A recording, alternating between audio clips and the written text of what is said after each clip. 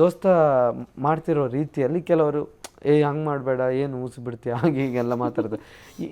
ಇಂಥ ಅವ್ರನ್ನ ನೋಡೋ ರೀತಿಯಲ್ಲಿ ಅವರು ತಮಾಷೆಯಾಗಿ ಕಾಣಬಾರ್ದು ಅಂತ ನನ್ನ ಮನಸ್ಸಲ್ಲಿತ್ತು.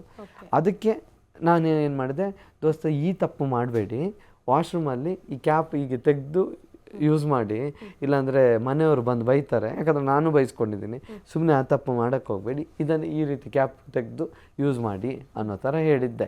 ಹೌದಾ ದೋಸ್ತ? ಆಮೇಲೆ ನಾನು ಕುಂತ್ಕೊಂಡು ಮಾಡ್ತೀನಿ, ಏನು ಮಾಡ್ತೀನಿ ಅನ್ನೋ ಥರ ನಾವಿಬ್ಬರು ಕಾನ್ವರ್ಸೇಷನ್. ನಮಗೆ ಒಂಚೂರು ಐಡಿಯಾ ಇರಲಿಲ್ಲ ಇಂಥದ್ದನ್ನೆಲ್ಲ ಟೆಲಿಕಾಸ್ಟ್ ಮಾಡ್ಬೋದು ಅನ್ನೋ ಥರ.